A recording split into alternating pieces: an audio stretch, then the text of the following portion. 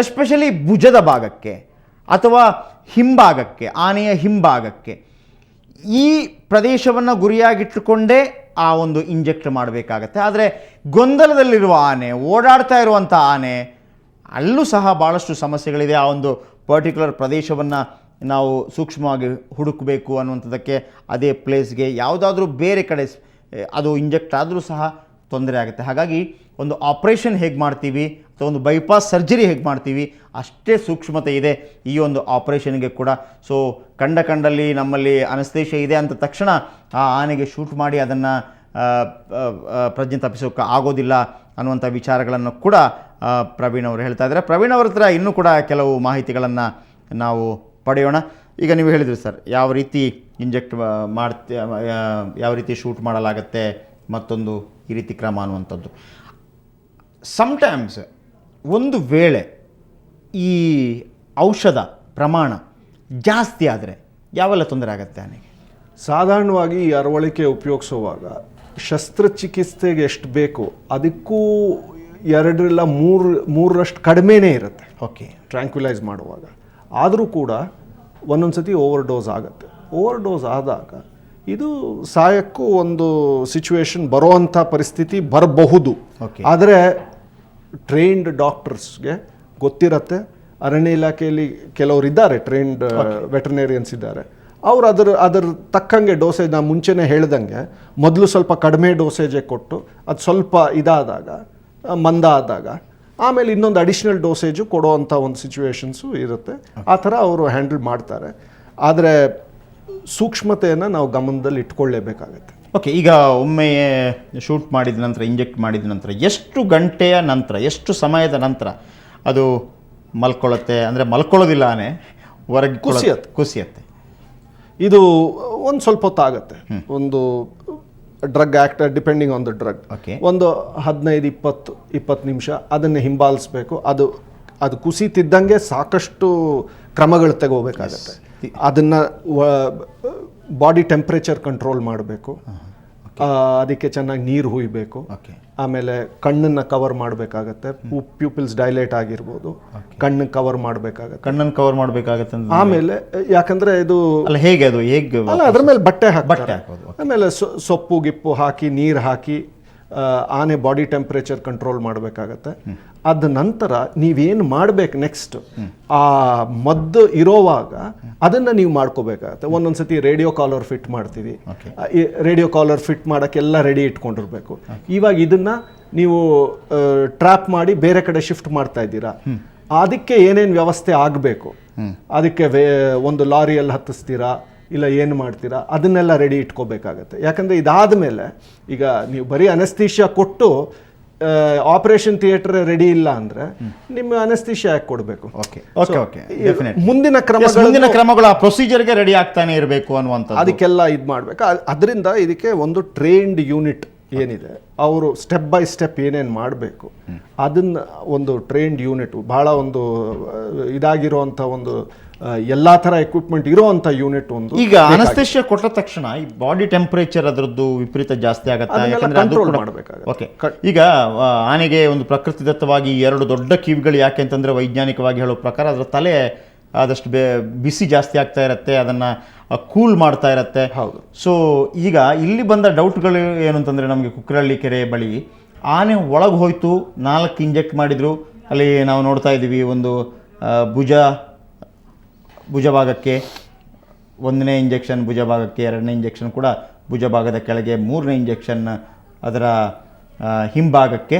ಆದರೆ ಒಳಗೆ ಹೋದಂಥ ಆನೆ ಬಹಳ ಹೊತ್ತಿನ ನಂತರ ಕೂಡ ಅದು ಯಾವುದೇ ಒಂದು ಚಲನವಲನಗಳನ್ನು ತೋರಿಸಲಿಲ್ಲ. ಸೊ ಇಲ್ಲಿ ಒಂದು ಹೆದರಿಕೆ ಏನು ಅಂತಂದರೆ, ಆನೆ ನೀವು ಹೇಳಿದ್ರಿ ಒಂದು ಸೈಡ್ಗೆ ಅನಸ್ತೇಷಿಯಕ್ಕೆ ತುತ್ತಾಗಿ ಅದರ ಪ್ರಜ್ಞೆ ತಪ್ಪಿ ಒಂದು ಸೈಡ್ಗೆ ಅದು ವಾಲಿದಾಗ ಆಗಲೂ ಆನೆಯ ಜೀವಕ್ಕೆ ಅಪಾಯ ಇದೆ. ಅದು ಹೇಗೆ ಸರ್? ಹೌದು, ಯಾಕಂದರೆ ಆನೆ ಬೀಳೋವಾಗ ಇಲ್ಲ ಕುಸಿಯೋವಾಗ ಅಲ್ಲಿ ಏನು ಸುತ್ತಮುತ್ತ ಏನಿದೆ ಅಂತ ಹೇಳೋಕ್ಕಾಗೋದಿಲ್ಲ. ಅದೇನ ಈ ಸೂಕ್ಷ್ಮವಾದ ಭಾಗಗಳು, ತಲೆ, ಅದೇನ ಕಲ್ಲಿಗಿಲ್ಲಿಗೆ ಹೊಡೆದು ಇಲ್ಲ ಜೋರಾಗಿ ಬಿದ್ದಾಗ ಅದರಿಂದ ಕುತ್ತಿದ ಆನೆಗೆ. ಓಕೆ. ಸೊ ಇವೆಲ್ಲ ತೀರಾ ಇದನ್ನ ದಾಟಿ ನಾವು ಮಾತಾಡಬೇಕು ಅಂದರೆ ಮೊದಲನೇದಾಗಿ ಪ್ರಿವೆನ್ಷನ್ ಇಸ್ ಬೆಟರ್. ಓಕೆ. ನಾವು ಈ ಥರ ಪರಿಸ್ಥಿತಿಗಳನ್ನು ನಿರ್ಮಾಣ ಆಗದ ಹಾಗೆ ನೋಡ್ಕೊಳ್ಳೋದು ಭಾಳ ಅದು ತೀರಾ ಮುಖ್ಯ. ಯಾಕಂದ್ರೆ ಇವೆಲ್ಲ ಇಲ್ಲಿ ಏನಾಗತ್ತೆ ಅಂತ ಸರಿಯಾಗಿ ಹೇಳಕ್ ಬರಲ್ಲ ಸರ್. ಈಗ ಇದಾದ ನಂತರ ಅದರ ತಲೆಯ ಭಾಗಕ್ಕೆ ನೀರನ್ನು ಹುಯ್ಯುವುದು, ಎಸ್ಪೆಷಲಿ ಈಗ ಸಮ್ಟೈಮ್ಸ್ ಎಲ್ಲೋ ಮಾಡಿಟ್ಟಿರ್ಬೋದು ನೀರುಗಳಷ್ಟು. ನಾವು ಅಲ್ಲಿ ಕೇಳಿದ್ವಿ ಆ ನೀರುಗಳೆಲ್ಲ ತಂದಿಟ್ಟಿದ್ದಾರಾ, ಅಟ್ಲೀಸ್ಟು ಸಾಧಾರಣ ಅದನ್ನೊಂದು ಅರೆಸ್ಟ್ ಮಾಡುವಂಥ ಸಂದರ್ಭದಲ್ಲಿರ್ಬೋದು ಅನ್ನುವಂಥದ್ದು. ಸೊ ಆ ನೀರನ್ನು ತಲೆಗೆ ಯಾಕೆ ಹುಯ್ತಾರೆ ಸರ್? ಬಾಡಿ ಟೆಂಪರೇಚರ್ ಕೂಲ್ ಆಗಿಡಕ್ಕೆ. ಓಕೆ. ಯಾಕಂದ್ರೆ ಆನೆ ಬಿದ್ದಿರತ್ತೆ ಸಾಕಷ್ಟು. ಅದು ಬಟ್ ಇದೇ ಪ್ರೊಸೀಜರ್ ಬೇರೆ ಪ್ರಾಣಿಗಳಿಗೂ ಇರುತ್ತಾ? ಹೌದು. ಈ ಹುಲಿ ಹೌದು ಎಲ್ಲ ಪ್ರಾಣಿಗಳಿಗೂ ಅದನ್ನೆಲ್ಲ ಮಾನಿಟರ್ ಮಾಡ್ತಾ ಇರಬೇಕಾಗತ್ತೆ. ಇದಕ್ಕೆ ಒಬ್ಬರೇ ಮಾಡುವಂತ ಕೆಲಸ ಅಲ್ಲ, ಒಂದು ಟೀಮ್ ಇರುತ್ತೆ. ಒಬ್ಬೊಬ್ಬರು ಅವ್ರವ್ರದ್ದು ಏನೇನು ಇದು ಟ್ರೈನಿಂಗ್ ಆಗಿರುತ್ತೆ. ಕೆಲವರು ಬ್ಲಡ್ ಸ್ಯಾಂಪಲ್ ಡ್ರಾ ಮಾಡ್ತಾರೆ, ಇನ್ ಕೆಲವರು ಈ ಬಾಡಿ ಟೆಂಪರೇಚರ್ ಕಂಟ್ರೋಲ್ ಮಾಡ್ತಾರೆ. ಸೊ ಈ ಥರದ್ದೆಲ್ಲ ಇದನ್ನ ಇಟ್ಕೊಂಡು ತಜ್ಞರು ಇರಬೇಕು, ಒಂದು ಟೀಮ್ ಇರಬೇಕು. ಇದು ಟೀಮ್ ವರ್ಕ್. ಆವಾಗ ಇದನ್ನ ರೆಸ್ಕ್ಯೂ ಮಾಡ್ಬೋದು. ಓಕೆ. ಈಗ ನೀವು ನೋಡಿದ ಮಟ್ಟಿಗೆ ನೀವು ಹೇಳಿದ್ರಿ ಮೈಸೂರಲ್ಲಿ ಕೂಡ ಒಳ್ಳೆ ವೆಟರ್ನಿಟಿ ಅದರ ಬಗ್ಗೆ ಮಾಹಿತಿ ಇರುವವರು ಅಥವಾ ಅದರ ಬಗ್ಗೆ ಟ್ರೈನ್ ಆಗಿರೋರು ಎಲ್ಲವೂ ಕೂಡ. ಸೊ ವನ್ಯ ಪ್ರಾಣಿಗಳ ಬಗ್ಗೆ ಜನರಲ್ಲಿ ಜಾಗೃತಿ ಮೂಡಿಸುವಂಥ ವಿಚಾರಗಳಿರ್ಬೋದು. ಅಂದರೆ ಅದು ಬಂದಾಗ ಅಥವಾ ನಗರಕ್ಕೆ ಬಂದಾಗ ನಾವು ಅದರ ಪ್ರದೇಶಕ್ಕೆ ಹೋದ ಕಾರಣದಾಗಿ ಅದು ನಮ್ಮ ಪ್ರದೇಶಕ್ಕೆ ಬರ್ತಾ ಇದೆ ಅನ್ನೋ ಮಾತನ್ನು ನೀವು ಮೊದಲೇ ಹೇಳಿದ್ರಿ. ಅದರ ಬಗ್ಗೆ ಕಂಪ್ಲೀಟ್ ಟ್ರೈನಿಂಗ್ ಇದೆಯಾ ಇಲಾಖೆ ಮಟ್ಟದಲ್ಲಿ? ಇನ್ನು ಇದೆ, ಬಟ್ ಆದರೂ ಸಾಕಷ್ಟು ಇದನ್ನು ಬಲಪಡಿಸ್ಬೇಕಾಗತ್ತೆ. ಯಾಕಂದರೆ ನಮ್ಮ ಹತ್ರ ಫೆಸಿಲಿಟೀಸ್ ಕಡಿಮೆ ಇದೆ. ಓಕೆ. ಅರಣ್ಯ ಇಲಾಖೆ ಹತ್ರ ಫೆಸಿಲಿಟೀಸ್ ಕಡಿಮೆ ಇದೆ. ಇದನ್ನ ಇನ್ನೂ ಬಲಪಡಿಸ್ಬೇಕಾಗತ್ತೆ, ಇನ್ನೂ ಜನನ ಟ್ರೈನ್ ಮಾಡಬೇಕಾಗತ್ತೆ. ಆ್ಯಂಡ್ ಬರೀ ಒಂದು ವ್ಯಕ್ತಿನ ಟ್ರೈನ್ ಮಾಡಿದ್ರೆ ಸಾಲದು, ಒಂದು ಹೋಲ್ ಯೂನಿಟ್ ಬೇಕಾಗತ್ತೆ. ಯಾಕಂದರೆ ಅದರಲ್ಲಿ ಬೇರೆ ಬೇರೆ ಕಾರ್ಯನಿರ್ವಹಿಸುವಂಥ ಜನರು ಬೇಕಾಗತ್ತೆ. ಅವರು ಅದನ್ನು ಒಂದು ಟೀಮ್ ಥರ ಮಾಡಿ, ಅದು ಎಲ್ಲೆಲ್ಲಿ ಅವ್ರು ಬೇಕು ಕ್ವಿಕ್ ರಿಯಾಕ್ಷನ್ ಟೀಮ್ ಅಂತ ಅವ್ರು ಅದನ್ನು ಬಲಪಡಿಸ್ಬೇಕಾಗುತ್ತೆ. ಓಕೆ. ಈಗ ನಾವು ಮಾತು ಮುಂದುವರಿಸೋಣ. ವಿಶೇಷವಾಗಿ ಈಗಿನ ಸದ್ಯದ ಪರಿಸ್ಥಿತಿಯಲ್ಲಿ ಮೈಸೂರಿಂದ ಯಾವೆಲ್ಲ ಮಾಹಿತಿಗಳಿದೆ ಅನ್ನೋದನ್ನು ಕೂಡ ನೋಡೋಣ. ಒಟ್ಟಾರೆಯಾಗಿ ಇವತ್ತು ಬೆಳಿಗ್ಗೆ 5:30 ಗಂಟೆಗೆ 4 ಆನೆಗಳು ಮೈಸೂರಿಗೆ ಬಂದಿದ್ವು. 4 ಆನೆಗಳ ಪೈಕಿ 2 ಆನೆಗಳು ವಾಪಸ್ ಹೊರಟೋದು. ಆದರೆ 2 ಆನೆಗಳು ಇಡೀ ಮೈಸೂರಿನ ಪ್ರತಿ ಗಲ್ಲಿಯಲ್ಲಿ ತಿರುಗಾಡಿ ಹಲವಾರು ಅನಾಹುತಗಳನ್ನು ಮಾಡುತ್ತೋದರಲ್ಲಿ ರೇಣುಕಾದೇವಿ ಪ್ರಸಾದ್ ಎನ್ನುವ 55 ವರ್ಷದ ಸೆಕ್ಯೂರಿಟಿ ಗಾರ್ಡ್ ಒಬ್ಬರು ಮೃತಪಟ್ಟಿದ್ದಾರೆ. ಅವರ ಮಗ ದೇವರಾಜ್ ಅವರ ಜೊತೆ ಕೂಡ ನಾವು ಮಾತುಕತೆ ನಡೆಸಿದ್ವಿ. ಆದರೆ ದೇವರಾಜ್ ಅವರು ರೇಣುಕಾದೇವಿ ಪ್ರಸಾದ್ ಅವರ 2 ಕಣ್ಣುಗಳನ್ನು ದಾನ ಮಾಡುವಂಥ ಒಂದು ಮಹತ್ತರ ನಿರ್ಧಾರವನ್ನು ಕೈಗೊಂಡಿದ್ದಾರೆ ಈ ಒಂದು ಬೇಸರದ ಸಂದರ್ಭದಲ್ಲೂ ಸಹ. ಹಾಗೆಯೇ 3 ಮಂದಿ ತೀವ್ರವಾಗಿ ಗಾಯಗೊಂಡಿದ್ದಾರೆ. ಒಂದು ದನ ಕೂಡ ಸತ್ತು ಹೋಗಿದೆ. ಮುಖ್ಯಮಂತ್ರಿಗಳ ಪರಿಹಾರ ನಿಧಿಯಿಂದ 5 ಲಕ್ಷ ರೂಪಾಯಿ ಪರಿಹಾರವನ್ನು ಘೋಷಿಸಿದ್ದಾರೆ. ಹಾಗೆಯೇ ಅರಣ್ಯ ಸಚಿವ ವಿಜಯ್ ಶಂಕರ್ ಅವರು ಈ ಮೃತರಿಗೆ 3.5 ಲಕ್ಷ ರೂಪಾಯಿ ಪರಿಹಾರವನ್ನು ಘೋಷಿಸಿದರೆ, ಜೊತೆಗೆ ಯಾರು ಗಾಯಗೊಂಡು ಆಸ್ಪತ್ರೆ ಸೇರಿದ್ದಾರೆ ಅವರ ಎಲ್ಲ ಚಿಕಿತ್ಸಾ ವೆಚ್ಚವನ್ನು ಇಲಾಖೆ ಭರಿಸುತ್ತೆ ಅನ್ನುವಂಥ ಒಂದು ಭರವಸೆಯನ್ನು ಕೂಡ ನೀಡಿದ್ದಾರೆ. ನಂತರ ನಾವು ಜಿಲ್ಲಾ ಉಸ್ತುವಾರಿ ಸಚಿವ ರಾಮದಾಸ್ ಅವರನ್ನು ಭೇಟಿಯಾದ್ವಿ. ರಾಮದಾಸ್ ಅವರ ಜೊತೆ ಮಾತನಾಡಿದ್ವಿ. ರಾಮದಾಸ್ ಅವರು ಕೂಡ ತಕ್ಷಣಕ್ಕೆ ಕೆಲವೊಂದು ನಿರ್ಧಾರವನ್ನು ಕೈಗೊಂಡರು. ಅಂದರೆ 8:00 ಎಸ್ಪೆಷಲಿ ಮೈಸೂರು ನಗರದಾದ್ಯಂತ ಶಾಲಾ ಕಾಲೇಜುಗಳು ಆರಂಭವಾಗುತ್ತೆ. ಹಾಗಾಗಿ ಶಾಲಾ ಕಾಲೇಜುಗಳಿಗೆ ರಜೆ ಘೋಷಿಸಲಾಯಿತು. ಎಲ್ಲ ವಿಚಾರಗಳು ನಮ್ಮ ಜೊತೆ ಪ್ರವೀಣ್ ಕೂಡ ಇದ್ದಾರೆ. ಪ್ರವೀಣ್ ಅವರು ಕೂಡ ಸಾಕಷ್ಟು ಮಾಹಿತಿಗಳನ್ನು ಕೊಟ್ಟರು ಈ ಆನೆ ವಿಚಾರವಾಗಿ. ಯಾಕಂದರೆ ಅದರ ಸ್ಥಳಕ್ಕೆ ನಾವು ಹೋಗ್ತಾ ಇದ್ವಿ, ಅದು ಎಲ್ಲಿ ಬೀಡುಬಿಡಬೇಕಿತ್ತು ಆ ಪ್ರದೇಶದಲ್ಲಿ ನಾವು ಬೀಡುಬಿಡ್ತಾ ಇದ್ವಿ. ಹಾಗಾಗಿ ನಮ್ಮ ಪ್ರದೇಶಕ್ಕೆ ಅದು ಬರ್ತಾ ಇದೆ ಅನ್ನುವಂಥದ್ದು, ಯಾವ ರೀತಿ ಅರವಳಿಕೆ ಇಂಜೆಕ್ಷನ್ಗಳನ್ನು ಚುಚ್ಚಲಾಗ್ತಾ ಇದೆ ಅನ್ನೋದನ್ನು ಕೂಡ ನಾವು ಆ ಮಾರ್ಕ್ ಮಾಡಿ ನಿಮಗೆ ತೋರಿಸ್ತಾ ಇದ್ದೀವಿ. ಇದು ಮೈಸೂರು ಕುಕ್ಕರಳ್ಳಿ ಕೆರೆ ಬಳಿ ಇರುವಂಥ ಧೋಬಿ ಘಾಟ್ ಒಳಗೆ ಹೋದಂಥ ಆನೆ.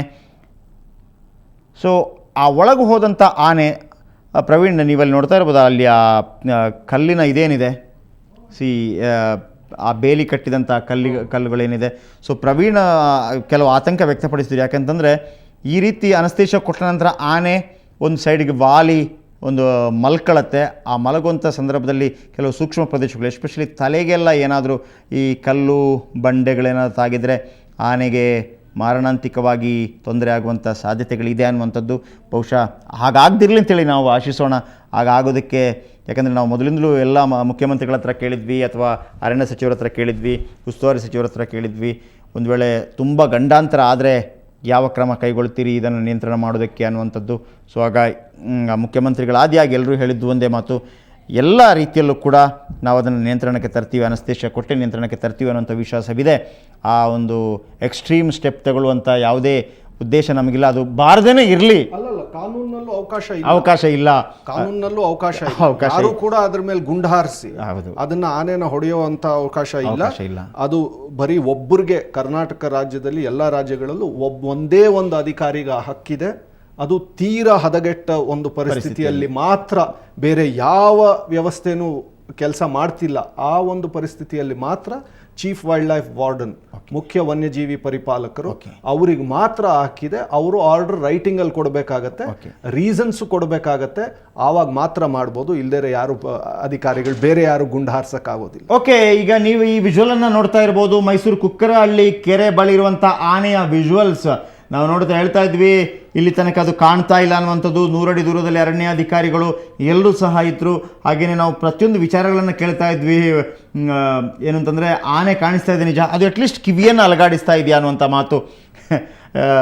ಅದೊಂದು ಸಮಾಧಾನಕರ ಅಂಶವಾಗಿರುತ್ತೆ ನೋಡೋದಕ್ಕೆ. ಅಂದರೆ ಯಾವುದೇ ತೊಂದರೆ ಇಲ್ಲ. ನೋಡಿ, ಇವಾಗ ಹಗ್ಗ ತಗೊಂಡು ಹೋದ್ರು, ಅದನ್ನ ಹಗ್ಗದಲ್ಲಿ ಕಟ್ಟಿ ಆನೆಯನ್ನ, ಸೊ ಈ ತರದ್ದು ಸಾಕಷ್ಟು ಇದಿದೆ. ಆಮೇಲೆ ಅದನ್ನ ಸಾಗಿಸ್ಬೇಕಾಗತ್ತೆ, ಇದೆಲ್ಲ ಇದಿದೆ. ಚೈನ್ ಮಾಡ್ತಾರೆ, ಆಮೇಲೆ ಒಂದು ಕ್ರಾಲ್ ಅಂತಿದೆ, ಕ್ರಾಲ್ ಅಲ್ಲಿ ಹಾಕಿ ಅದನ್ನ ಟೇಮ್ ಮಾಡಬೇಕಾಗತ್ತೆ.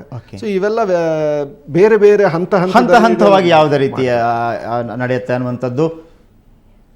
ಸೊ ಖಂಡಿತವಾಗ್ಲೂ ಈ ಎಲ್ಲ ವಿಚಾರದ ಬಗ್ಗೆ ನಾವು ಇನ್ನಷ್ಟು ಹೆಚ್ಚಿನ ಮಾಹಿತಿಗಳನ್ನು ನಿಮಗೆ ನೀಡ್ತಾ ಇರ್ತೀವಿ. ಈಗಷ್ಟೇ ಕುಕ್ಕರಹಳ್ಳಿ ಕೆರೆ ಬಳಿ ಆನೆಯನ್ನು ಯಾವ ರೀತಿ ಹೊರಗೆ ಕರ್ಕೊಂಡ್ಬರ್ತಾರೆ ಅನ್ನೋವಂಥದ್ದನ್ನೆಲ್ಲ ನಾವು ನೋಡ್ತಾ ಇದ್ವಿ. ಅದರ ವಿಜುವಲ್ಸ್ಗಳು ಕೂಡ, ಅದರ ಹೊಸ ದೃಶ್ಯಗಳು ಕೂಡ ನಮಗೆ ಸಿಗ್ತಾ ಇದೆ. ಸೊ 2 ಆನೆಗಳು ಕೂಡ ಯಾವುದೇ ತೊಂದರೆ ಇಲ್ಲದೆ ಹೊರಬರಲಿ. ಜನರು ಕೂಡ ಇದಕ್ಕೆ ಸಹಕರಿಸಬೇಕಾಗಿದೆ. ಜನರು ಸಹಕರಿಸಬೇಕು ಅಂತಂದರೆ ಕೆಲವು ವಿಚಾರಗಳನ್ನು ತಪ್ಪಾಗಿ ತಿಳ್ಕೊತಾರೆ. ಏನಂತಂದರೆ ಈ ಆಪರೇಷನಲ್ಲಿ ನಾವು ಕೂಡ ಪಾಲ್ಗೊಳ್ಬೇಕು ಅನ್ನೋಂಥದ್ದು. ಪಾಲ್ಗೊಳ್ಬೇಕು, ಆದರೆ ಪಾಲ್ಗೊಳ್ಬೇಕು ಅಂತಂದರೆ ಅಲ್ಲಿಗೆ ಹೋಗೋ ಅಗತ್ಯ ಇಲ್ಲ. ದಯವಿಟ್ಟು ಹೊರಗೆ ಬರಬೇಡಿ, ನಿಮ್ಮ ಮನೆಯಲ್ಲೇ ಇರಿ. ನಿಮ್ಮನ್ನು ಕಂಡ ತಕ್ಷಣ ಆ ಆನೆಗಳು ಕೂಡ ಗೊಂದಲಕ್ಕೀಡಾಗತ್ತೆ, ಅದಕ್ಕೆ ಅವಕಾಶ ಮಾಡಿಕೊಡ್ಬೇಡಿ. ಸೊ ಹಾಗಾಗಿ ಎಲ್ಲವೂ ಒಂದು ರೀತಿಯಲ್ಲಿ ಸುಖಾಂತ್ಯವಾಗಲಿ ಅಂತೇಳಿ ನಾವು ಬಯಸ್ತಾ ಇದ್ದೀವಿ. ಎಲ್ಲ ವಿಚಾರಗಳನ್ನು, ಕ್ಷಣದ ಮಾಹಿತಿಗಳನ್ನು ನಾವು ನಿಮಗೆ ನೀಡ್ತಾ ಇರ್ತೀವಿ. ಕ್ಷಣದ ಸುದ್ದಿಗಾಗಿ ಸುವರ್ಣ ನ್ಯೂಸ್ 24x7 ನೋಡ್ತಾ ಇರಿ. ಈಗೊಂದು ಬ್ರೇಕ್ ನಂತರ ಮತ್ತೆ ಈ ಸುದ್ದಿ ಮುಂದುವರಿಯುತ್ತೆ.